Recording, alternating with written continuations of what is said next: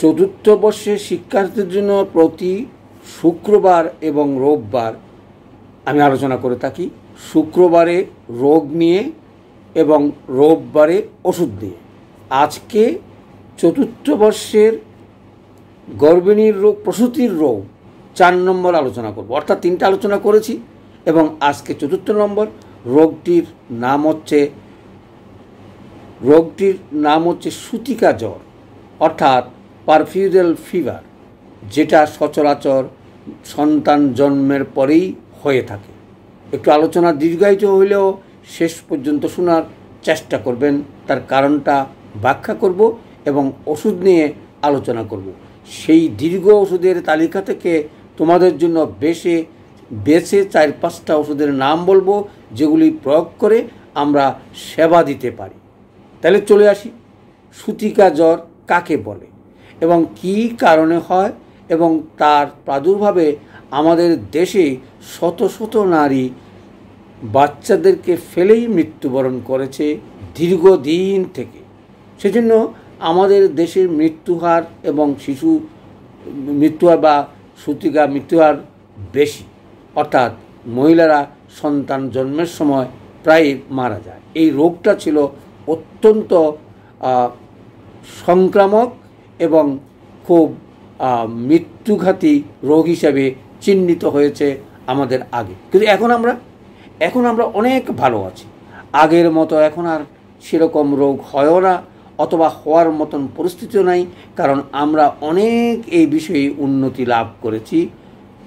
এলোপ্যাথিকের দৃষ্টিতে আমরা এখন খুব ভালো আছি, কারণ তাদের এই প্রসঙ্গের সার্ভিস অনেক ভালো। কিন্তু এর আগেও যদি আমরা দিতে পারতাম, কিন্তু এখন আর আমরা পারি না। আমাদের উপরে কেউ বিশ্বাস করে না। আমরা কোনো সার্ভিস দেওয়ার মতন আমাদের কোনো সংগঠন, অবস্থান বা কোনো রকমের কিছু নেই। সেই কারণেই আমরা অনেক পিছিয়ে পড়ে আছি।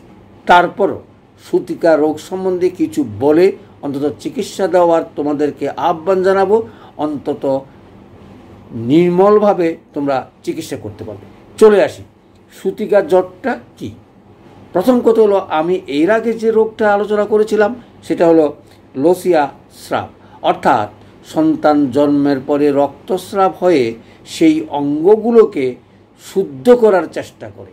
যদি রক্তস্রাব ঠিকমতো না হয় তাহলে অনেকে অনেক সময় বলে সেটা রোগ হওয়ার সম্ভাবনা খুব বেশি, এবং সূতিকা জ্বরের কারণও সেটা, অর্থাৎ লোকিয়া স্রাব, যেটা রক্তস্রাব হয়ে সাধারণত অঙ্গগুলোকে শুদ্ধ রাখার চেষ্টা করে, সেটা যদি না ঘটে তাহলেই সূতিকা রোগ হয়ে থাকে।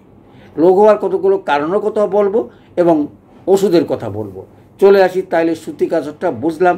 অর্থাৎ লোকিয়া স্রাব, যেটা আমরা বলি সন্তান জন্মের পরে যে স্রাব হয় বা যে রক্তস্রাব হয়, সেটা অনেকটা ভালো শরীরের পক্ষে। যদি বেশি পরিমাণ হয়ে পরিষ্কার হয়ে যায় তাহলে আর কোনো ট্রাভেলস থাকে না। যদি সেটা না হয় তাহলে দেখবা এই 2য় দিন বা 3য় দিন অথবা 4র্থ 5ম দিনে শুরু হয়ে গেছে জ্বর। যদি প্রথম 2 দিনে শুরু হয়, 3 দিন বা 3য় দিন বা 4র্থ দিনে, তাহলে বুঝবে সেটা একটু কঠিন। যত দেরিতে হয় অথবা 4-5 দিন বা 4-5 দিনের মাথা হয়, তাহলে বুঝবো সেটা অনেকটা ভালো।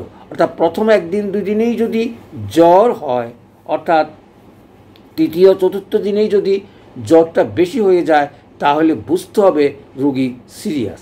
আর 5ম বা 6ষ্ঠ 7ম দিনে যদি জ্বর হয়, তাহলে বুঝবে রোগটা, সূতিকা জ্বরটা অনেকটা কিউরেবল, আমরা যেটা সেবা দিয়ে চিকিৎসা করতে পারি। তাহলে এই 2টা কারণ বুঝলাম।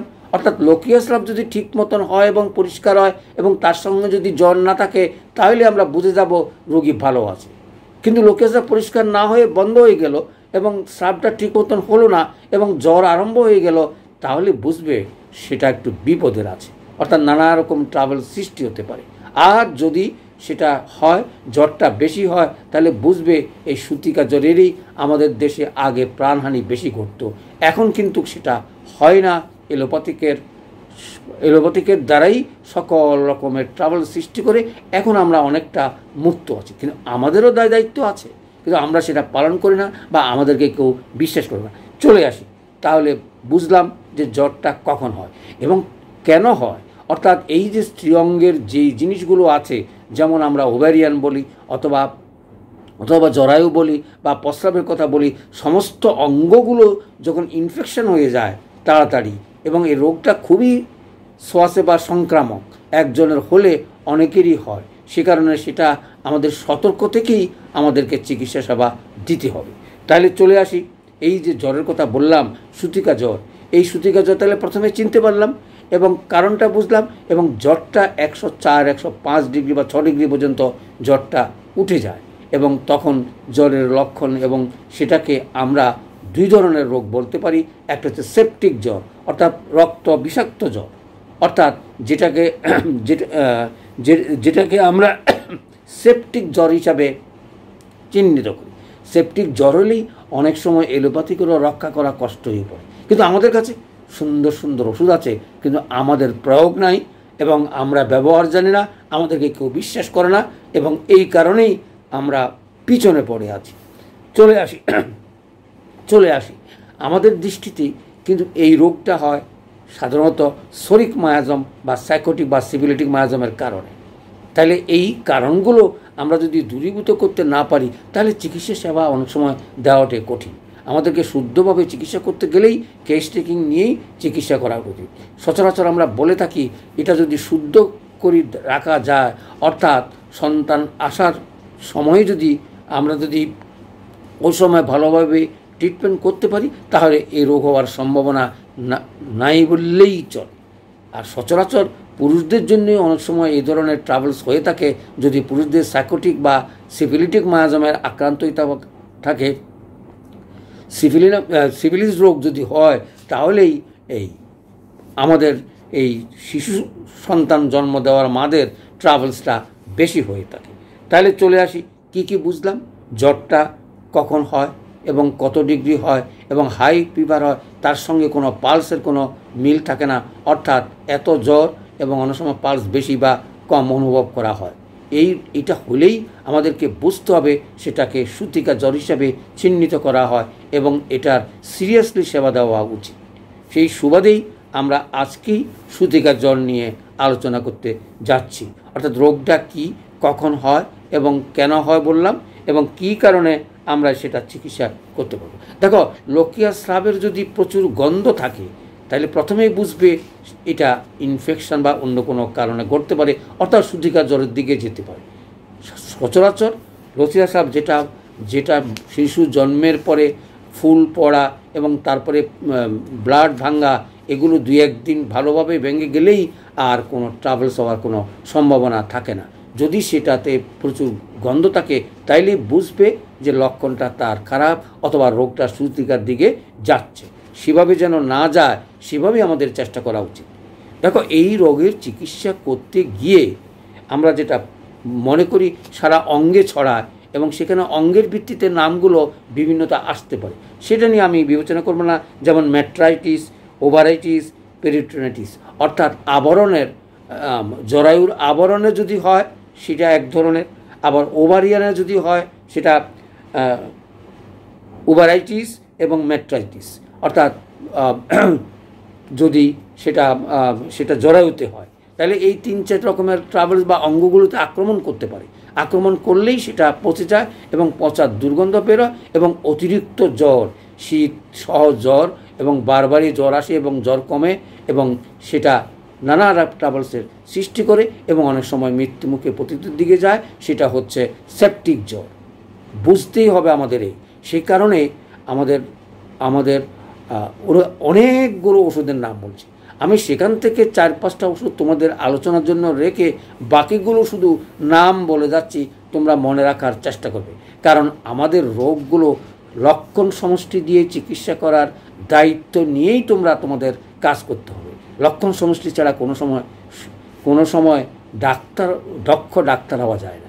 তারপরও আমরা তো মানুষ, আমরা অনেক সময় শুনে বা জেনে অনেকে উপকার বেশি পেয়ে যে বক্তব্যগুলো দিয়েছে, সেসব ওষুধগুলো আমি আলোচনা করেই বাকিগুলোর কথা তোমরা লক্ষণমাফিক ওষুধ দেওয়ার চেষ্টা করবে। তাহলে চলে আসি, নামগুলো বলে যাই। Aconite, apis, arnica, belladonna, arsenic, baptisia, bryonia, calcarea carb, calcarea carb, china, carbo veg, conium, creosote, hyoscyamus, kali carb, lachesis, lycopodium, mag mur, merc sol, nux, pyrogen, platinum, psorinum, puls, rhus tox, সিক্লিকর, সিপিয়া এবং সালফার। চলে আসি তাহলে 30টা রোগের নাম বললাম, 30টা ওষুধের নাম বললাম, যেগুলো সচরাচর সুতিকা জ্বরে ব্যবহার হইতে পারে লক্ষণ ভিত্তিতে। কিন্তু স্যার, এত কিছু মনে রেখে আমরা কিভাবে চিকিৎসা করব? সেজন্যই বলছি, প্রথমে আমরা তো জানি এই সব রোগগুলো সিস্টেমেটিক্যালি, অর্থাৎ পরিক্রাস ওষুধগুলো বেশি ব্যবহার করলে ভালো, তারপর মায়াসবেটিক, তারপরে আমাদের অন্য কিছু, আমরা সেখানে অনেকগুলো ওষুধের আছে, সেটা মায়াজমের উপরে ভিত্তি করে আছে, আবার তরুণ রোগও আছে এবং কুইক রোগও আছে। তার ভিতরে যদি আমি 4-5টা ওষুধের নাম বলি, প্রথমেই আমি বলবো আর্সেনিক। অর্থাৎ আমরা যদি দেখি জ্বর, তার সাথে তার স্রাব এবং আর্সেনিকের লক্ষণযুক্ত যদি থাকে, প্রথমেই আমরা সেটা ব্যবহার করলে অনেক সময় এই জ্বর থেকে আমরা রক্ষা পেতে পারি। আর সেখান থেকে জ্বর যদি বেশি হয়ে যায়, 104-5 ডিগ্রি উঠে যায়, আমি বলবো 3-4 ডিগ্রি উঠলেই আমরা আর্সেনিক ব্যবহার করতে পারি, এবং সেটা যদি আমরা বুঝি সুতিকা জ্বর, তাহলে তুমি চমৎকার রেজাল্ট পাবে। কিন্তু এটা ক্রস করে যদি আরও চলে যায়, অর্থাৎ যেটা আমরা সেপটিক জ্বর বলি, সেই সেপটিক জ্বরের লক্ষণগুলো আমাদের যদি জানা থাকে, তাহলে আমরা পাইরোজেন ওষুধটা ব্যবহার করতে পারি। এটা আমি বলবো সবচেয়ে ভালো ওষুধ সুতিকা জ্বরে। আমাদের তো এরকমভাবে বলা যায় না, আমরা বলি লক্ষণ। তাহলে লক্ষণটা তোমরা মনে রাখার চেষ্টা করবে। তাহলে চলে আসি, লক্ষণটা কী? সচরাচর আমি জানি না পাইরোজেনের উপরে আমার আলোচনা হয়েছে কিনা, অন্য ওষুধগুলো আলোচনা হয়েছে আমি জানি। তারপরে এটার 2-1টা লক্ষণ বলে যাই। সেটা হচ্ছে খুব হাই ফিভার, তার সঙ্গে পালসের কোনো সামঞ্জস্য থাকে না, এবং জ্বরটা হলে অন্তত আমরা বুঝবো সেটা সেপটিক জ্বর। যদি বুঝেই থাকো তাহলে আর এই স্রাবটা পচা গন্ধ বেরোবে, অর্থাৎ দুর্গন্ধ থাকবে এবং জ্বালাও থাকে, এবং সেটা অনেকটা আমরা যেটা বলি কোনো অঙ্গ বা কিছুতে আক্রমণ হলেই সেটা পচন শুরু হয়ে যায়, এবং পচন শুরু হলে তার দুর্গন্ধ থাকে এবং টকটকে লাল জিহ্বা। এই 2-3টা লক্ষণ পেলেই আমরা পাইরোজেন প্রয়োগ করতে পারি। আর জ্বর যদি তো বললাম এটা প্রধান লক্ষণ, জ্বর যদি 4-এর উপরে উঠে যায়, এই প্রসূতি রোগের, অর্থাৎ বাচ্চা জন্ম দেওয়ার পরে যদি এটা ঘটে, তাহলে আর দেরি করবে না। এই 2টা ওষুধ আমাদেরকে অনেক সময় সেভ করার চেষ্টা করবে রুগীদেরকে। চলে আসি, আর কি কি ওষুধ আছে যেগুলি আমাদের প্রয়োজন। দেখো, এর আগেও আমি বলছিলাম মহিলাদের ওষুধগুলো আলাদা করা আছে, অর্থাৎ মহিলা হলেই স্ত্রী অঙ্গের উপরে যেসব রোগগুলো কাজ করে, যেসব ওষুধগুলো কাজ করে, সেগুলো আমাদেরকে মনে রাখতে হবে। মনে রাখলে আমরা যে কোনো সময় স্ত্রী রোগের, এটাও একটা স্ত্রী রোগ, অর্থাৎ প্রসূতির রোগ, এখানে আমরা অনায়াসে ব্যবহার করতে পারি। সেগুলো হচ্ছে, প্রথমেই যদি বলি পালস, এবং যেটা 1 নম্বর হিসাবে জানে, তার লক্ষণ থাকার চেষ্টা করবে। তবে 102 ডিগ্রির উপরে উঠে গেলেই আমাদেরকে মনে রাখতে হবে সেটা সেপটিক জ্বরের রূপ নিচ্ছে, এবং অঙ্গগুলো ধরে তার আরও নষ্ট করার সম্ভাবনা আছে, আর দেরি করা যাবে না। কিন্তু জ্বর কম এবং আমরা যদি লক্ষণ পাই, তাহলে আমরা পালসে ব্যবহার করি। তারপরে যে ওষুধটা সিক্লিকর, তারপরে সিপিয়া। সিক্লিকরের আমরা লক্ষণ জানি, সিপিয়ারও আমরা লক্ষণ জানি, অর্থাৎ মনে হয় যেন যে যৌনাঙ্গটা বেরিয়ে চলে আসবে, অথবা বেরিয়ে যায় অনেক সময়, পার উপরে পা রেখে সেটা চেক আপ করার চেষ্টা করে। এরকম যদি থাকে, লক্ষণ যদি মিলে, এই কয়েকটা ওষুধ পালস, সিপিয়া, সিক্লিকর। আর যদি ধাতুগত দিকে চিকিৎসা করো, সেখানে সালফার এবং সোরিনামও আসতে পারে। আমি তো 30টা ওষুধের নাম বলছি, সেখানে মার্কসলও আছে, সেখানে দেখো লাইকোপোডিয়ামও আছে, ল্যাকোসিস আছে। যে সকল ওষুধগুলো গভীর ক্রিয়াশীল ওষুধ, এবং এই সকল আমরা পুজজনিত জ্বর, পুয়া জ্বর বা সেপটিক জ্বর হিসাবে চিহ্নিত করি, সেই সেপটিক জ্বরের ওষুধ অনেকগুলো আসতে পারে। সেটা লাইকোপোডিয়াম আসতে পারে, ল্যাকোসিসও আসতে পারে, কারণ আমাদের রোগগুলো লক্ষণ ভিত্তিক চিকিৎসা করে থাকে। কিন্তু লক্ষণ ছাড়া কখন প্রয়োগ করবে? যখনই দেখবে রুগী সিরিয়াসের দিকে যাচ্ছে, অর্থাৎ জ্বর উঠে গেছে বেশি, জ্বরের সঙ্গে তার দেহের কোনো মিল নেই এবং জিহ্বা টকটকে লাল এবং পায়খানা কষা, পায়খানাও হয় না এবং এই দুর্গন্ধ এবং অনেকটা জ্বর 106 ডিগ্রি পর্যন্ত উঠে যেতে পারে, তাহলে আর দেরি নয়, পাইরোজেন আমাদের সিস্টেমেটিক শততম বা 50 দিন পদ্ধতি প্রয়োগ করার চেষ্টা করবে। কারণ আমি যদি শততম পদ্ধতি না বলি, অনেকে তো বলবে স্যার এটা আমি আসলে ব্যবহার করতে জানি না, গতিকেই এই প্রসঙ্গ থেকে একটু দূরে থাকার চেষ্টা করি। তবে শততমেই যে ভালো হবে না তা না, কিন্তু 50তম পদ্ধতির সুবিধাটা অনেক বেশি, সেই কারণেই বলে থাকি তোমরা 50তম পদ্ধতি প্রয়োগ করেই শুরু করো। তাহলে চলে আসি শততম কীভাবে আমরা প্রয়োগ করব। আমরা যদি প্রথমেই পাই তাহলে পাইরোজেনটা প্রথম থেকেই 200 দেওয়া উচিত। অর্থাৎ যেহেতু জ্বর এবং বেশি শততম পদ্ধতিতে 200 মাত্রা দিনে 2-3 করে 2-4 দিন দিলেই আমি আশা করব রোগটা সেরে যাবে। আর প্রথমেই যদি আমরা রোগটা নির্বাচন করে ওষুধ দিতে পারি তাহলে হোমিওপ্যাথিকের ফলাফল সুফল অনেকটা চলে আসে। আর 50তম পদ্ধতি আরও সুবিধা কীরকম দেখো, যদি জ্বরটা বৃদ্ধি হয় M1 দিনে 4 বার করে শুরু করো, অর্থাৎ জ্বরের সঙ্গে সঙ্গে তোমার রোগের মাত্রাও তুমি বাড়াবে। আমি মিনিমাম 4 বার বলছি, 4 বার হলো স্ট্যান্ডার্ড ডোজ। অর্থাৎ যদি তার 106 ডিগ্রি জ্বর হয় 4 ঘন্টা পর পর প্রয়োগ করো, ইচ্ছা করলে তুমি 3 ঘন্টা পর পর প্রয়োগ করতে পারো জ্বরের অবস্থা ভেদে অথবা রোগীর অবস্থা ভেদে। এই সুন্দর ওষুধটিকে এই সুতিকা রোগের আমি বলবো প্রধান এবং প্রথম ওষুধ হিসাবে তোমরা মনে রাখার চেষ্টা করবে। কিন্তু এর আগে যদি ধরা খায় যে না তখনও সেপটিক জ্বর হয় নাই, অথবা আমরা সেপটিক হয় নাই, অথবা জ্বরও কোনো এত বেশি না, তাহলে অন্যান্য ওষুধগুলো দিয়ে যদি প্রথম মাত্রাতেই তুমি ঘনমাত্রা দিয়ে রোগকে বন্ধ করতে পারো তাহলে অনেক অনেক সুবিধা হবে এবং রোগীর মৃত্যুর হারও অনেকটা কমে আসবে।